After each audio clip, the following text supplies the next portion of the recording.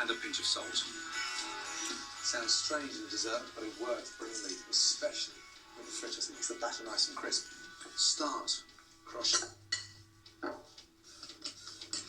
then, once you've mixed that through, you make that mix now slightly fragrant with some lime zest. Now, the lime just really elevates the sort of richness and the denseness of the banana. Cover it with cling film so it doesn't get a skin on top. Set that in the fridge for 15 minutes. As the banana fritter mixture rests, I'm getting on with my broth for the noodle and clam soup. Fish stock is the base. Bring that up to the boil. Now, In with chopped shallots, fresh ginger, and a whole chilli, seeds and all. just chop once and into the broth. Bring it up to the bowl, let it simmer. Galangal is sort of almost like a softer version of ginger, slightly milder. You can use galangal paste, but I prefer the fresh stuff. The stems for coriander. We'll finish the broth with the heads, and that's what endeared me to the Southeast Asian style of cooking. Across my travels there was there's no waste. In lime leaves. For me, one of my favourites. Incredibly pungent, strong, full of flavour. Just tear them in. Now, the lemongrass. So the secret here, that's where all the flavour is, right at the very end. So you take the back of the knife and you just bash the lemongrass. So all that flavour is going to run out in seconds. That's the base of the broth done. The longer you leave it, the more intense it gets. Whilst the broth infuses, soak your rice noodles in boiling water for 10 minutes. Just enough time to fry your fritters. The batter now is ready. Use a metal spoon to drop the batter to the bottom of the pan. And then they hit that oil, they puff up. That's why it's important to put your spoon into the oil so the mixture runs off. It creates this lovely little fritter.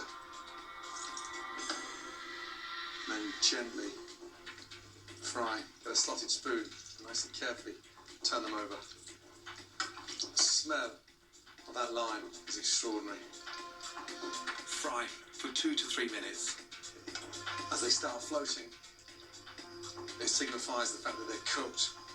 Off with the gas and just drained. Oh, those beauties. Lovely. Sprinkle them when they're hot with the sugar. Actually sticks to them. The last job before serving, the clams. Never be scared of cooking shellfish.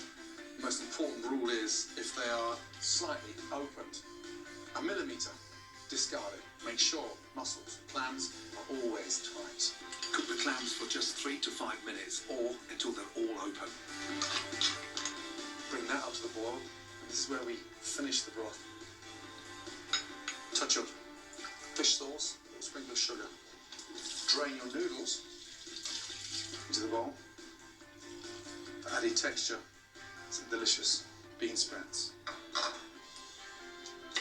Get your lime, fresh squeeze of lime juice in. Beautiful. Literally, as the stock comes up to the boil, the clams open automatically. So they cook beautifully. The flavour from inside the clam has enhanced the broth. The smell is incredible. The clams cooked, finish with fresh coriander and serve. There you have perfect lunch. A delicious, spicy clam noodle with an amazing banana fritter. My spicy clam noodle soup and banana and coconut fritters made in minutes and proof you only need to travel as far as your kitchen to get the taste of Southeast Asia.